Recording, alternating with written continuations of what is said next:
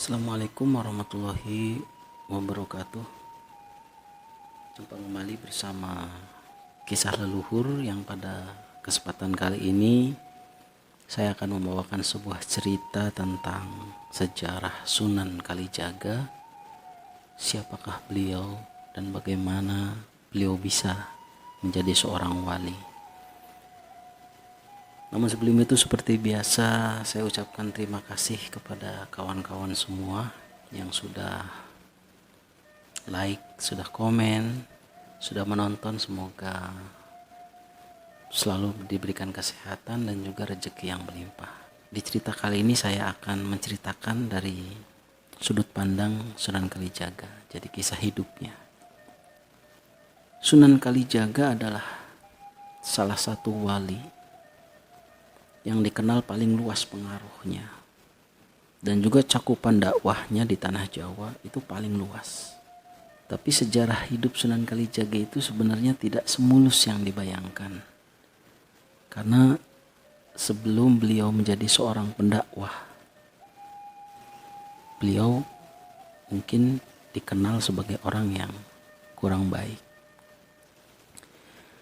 Riwayat kehidupan Sunan Kalijaga itu melintasi batas-batas kerajaannya di Jawa yang silih berganti, karena dia menyaksikan perubahan-perubahan sejak masa akhir kerajaan Majapahit, kemudian masuk ke Kesultanan Demak, kemudian ke Kesultanan Pajang, hingga awal Kesultanan Mataram Islam. Beliau dilahirkan dengan nama Raden Said. Nah, ini sangat terkenal sekali. Pada tahun 1450 Masehi, ya, sekitar tahun itu. Dan Raden Said ini merupakan putra dari Tumenggung Wilatikta, yaitu beliau adalah seorang bupati di Tuban. Di masa mudanya Raden Said dikenal dengan remaja yang nakal, cukup nakal ya, suka berjudi, minum keras, mencuri, dan melakukan banyak perbuatan yang kurang baik. Nah, hal ini membuat ayahnya yang merupakan bangsawan dan penguasa Tuban saat itu merasa malu memiliki anak berandalan semacam itu. Akibatnya Raden Said kemudian diusir dari rumah oleh ayahnya. Dan kenakalan Raden Said ini justru menjadi-jadi. Setelah diusir malah menjadi-jadi. Ia menjadi bromocorah, menjadi seorang penjahat. Kerjaannya membuat onar, membuat kerusuhan, bahkan konon Raden Said pernah menghabisi nyawa orang. Ada di dalam buku sejarah yang ditulis oleh salah seorang ahli sejarah, ketika Raden Said merampok dan merampas harta orang-orang itu, ia dikenal dengan julukan Lokajaya, berandal Lokajaya, yang artinya adalah seorang yang menguasai wilayah atau penguasa wilayah. Dan suatu waktu Raden Said itu kena batunya. Kenapa? Karena Raden Said itu merampok seseorang yang sebenarnya seseorang itu adalah Sunan Bonang, yang kita kenal dengan Sunan Bonang ya. Padahal harusnya menyebutnya itu Bonang, karena beliau itu keturunan dari Cina. Karena pengaruh Sunan Bonang itulah akhirnya Raden Said sadar. Kalau di film itu diceritakan Raden Said itu mau merebut tongkat yang dibawa oleh Sunan Bonang, tetapi Sunan Bonang menunjuk ke arah pohon, di mana pohon itu keluar buah yang berbentuk emas, atau buahnya buah emas gitu, sehingga Raden Said akhirnya sadar bahwa harta itu tidak sesuatu yang bukan yang dituju atau tujuan utama dari hidup kita gitu kan. Nah, singkat cerita Raden Said akhirnya sadar. Kemudian dia bertobat serta tidak lagi merampas harta orang lain atau melakukan perbuatan tercela apapun. Kemudian Sunan Bonang menjadi guru spiritualnya Raden Said waktu itu. Karena beliau belum jadi Sunan Kalijaga, belum. Masih Raden Said. Nah, kemudian Raden Said mulai belajar tentang Islam. Mulai belajar tentang iman kepada Sunan Bonang. Dan Raden Said juga menekuni kesusastraan Jawa. Jadi belajar dengan sastra Jawa dan belajar mendalang pada saat itu. Jadi memang pewayangan waktu itu juga sudah ada. Nah, nanti kelak pengetahuan seni dan budayanya inilah yang dijadikan sarana dakwah oleh Sunan Kalijaga atau Raden Said itu hingga diterima oleh masyarakat setempat. Kemudian setelah melalui proses yang sangat panjang, bahkan di film itu diceritakan beliau Kanjeng Sunan Kalijaga atau Raden Said itu menjaga tongkat dari Sunan Bonang itu selama bertahun-tahun hingga badannya lumutan begitu kan, ditumbuhi pohon menjalar gitu. Kita ditampilkan di film seperti itu. Itu merupakan proses. Nah, kemudian setelah beliau diangkat dan diakui menjadi seorang sunan dengan julukan Sunan Kalijaga, dan Raden Said ini mulai dakwahnya itu di Cirebon, di desa Kalijaga, makanya beliau dinamakan Sunan Kalijaga. Beliau di situ untuk mengislamkan penduduk Indramayu dan Pamanukan. Nah, jadi masyarakat Indramayu dan Pamanukan kita itu adalah orang-orang keturunan yang diislamkan pertama kali oleh Sunan Kalijaga. Nah, karena basis dakwahnya itu di desa Kalijaga, Raden Said kemudian dikenal dengan julukan Sunan Kalijaga, seperti itu. Jadi berbanggalah masyarakat Indramayu kalau memiliki wali yang dulu mengislamkan orang-orang tua kita. Nah, sebagaimana wali Songo yang lain, Sunan Kalijaga juga berdakwah dengan pendekatan seni dan budaya. Karena pada saat itu masyarakatnya masih masyarakat banyak Hindu ya. Nah, beliau Sunan Kalijaga ini mahir sekali mendalang. Nah, kalian bayangkan dalang-dalang Jawa gitu ya. Dan menggelar pertunjukan wayang. Nah, sebagai dalang dia dikenal dengan julukan Ki Dalang Sidabrangti, Ki Dalang Pengkok, Ki Dalang Kumendung atau Ki Unehan. Nah, itu namanya ada 4. Nah, berbeda dengan pertunjukan wayang lainnya, Sunan Kalijaga ini tidak memakai tarif, tidak mematok tarif. Kalau dulu ada pertunjukan wayang itu disewa, ada tarifnya. Tapi kalau Sunan Kalijaga itu tidak mematok tarif, tidak memakai tarif, tidak memakai uang. Tetapi bagi yang ingin menyaksikan pertunjukan beliau, itu cukup dengan menyebut Kalimosodo. Apa itu Kalimosodo? Kalimosodo itu kita kenal dengan 2 kalimat syahadah sebagai tiket masuknya. Jadi secara tidak langsung beliau mengislamkan orang-orang pada saat itu dengan pertunjukan wayang kulit. Dan ini bukan paksaan, karena beliau juga menjelaskan bahwa untuk bisa menyaksikan itu harus bersyahadat. Dengan begitu orang-orang yang menyaksikan pertunjukan wayang Sunan Kalijaga itu otomatis sudah masuk Islam. Tetapi mungkin ada yang disadari, ada yang tidak.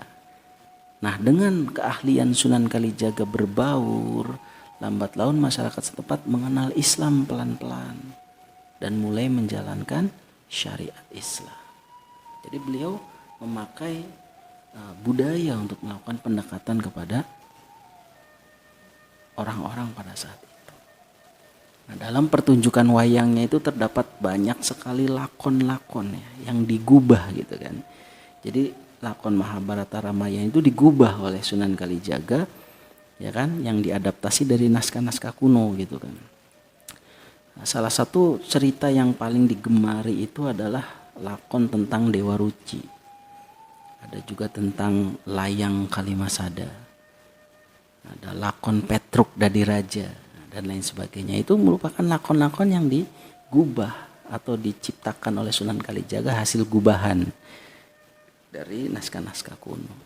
Nah, tidak hanya itu, Sunan Kalijaga juga menambahkan karakter-karakter baru di tokoh pewayangannya itu, seperti ada Punakawan, gitu kan. Punakawan itu di Kisah Mahabharata tidak ada, tetapi di wayang kulit khususnya di Jawa itu Punakawan seperti Semar, Bagong, Petruk, Gareng itu ada. Selain menggelar pertunjukan wayang, Sunan Kalijaga juga mengubah tembang-tembangnya, lagu-lagu pewayangannya.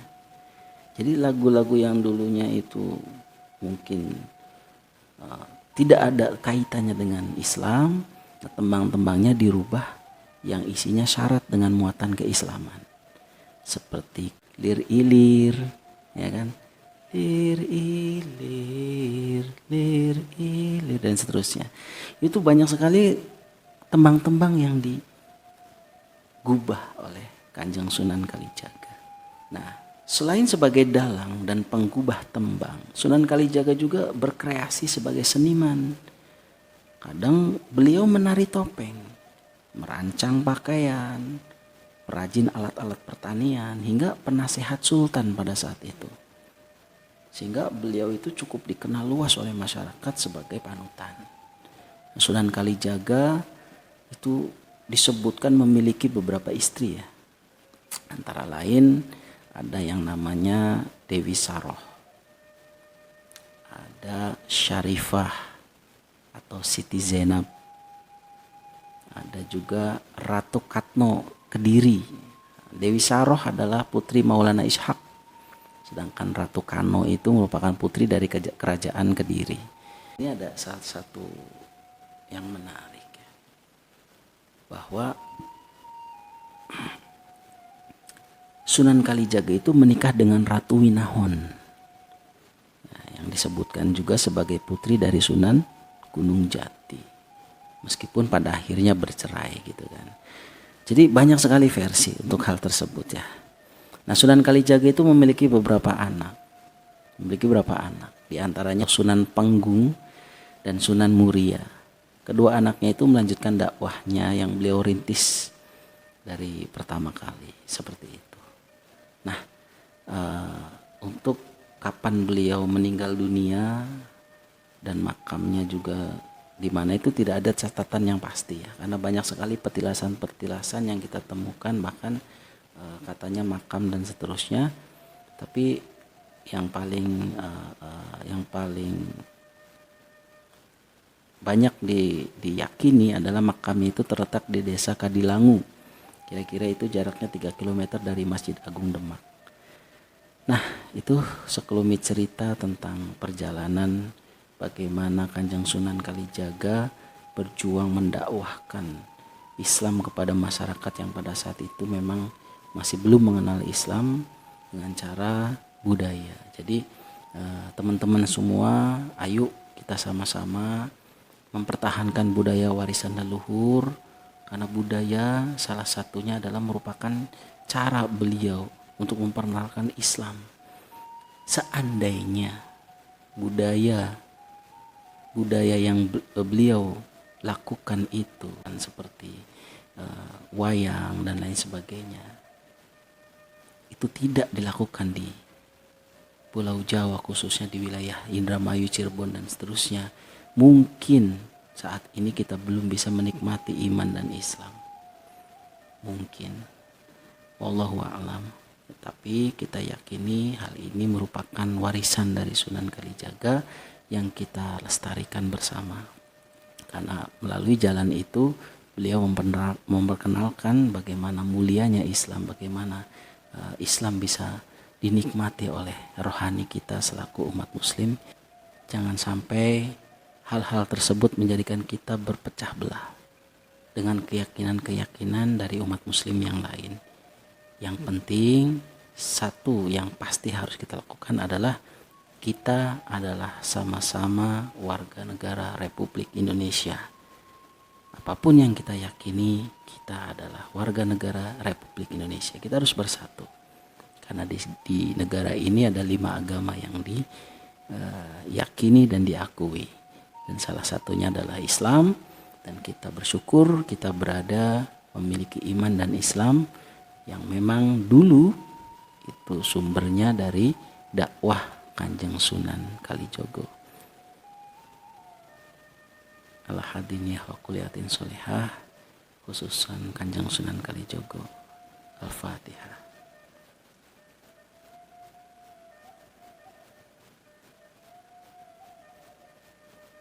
Terima kasih, semoga bermanfaat. Kurang lebihnya mohon maaf, barangkali ada kesalahan. Dimohon untuk komentar supaya ke depan kami akan perbaiki hal-hal yang mungkin salah dalam pengucapan dan dalam penuturan dari kisah ini. Terima kasih. Wassalamualaikum warahmatullahi wabarakatuh.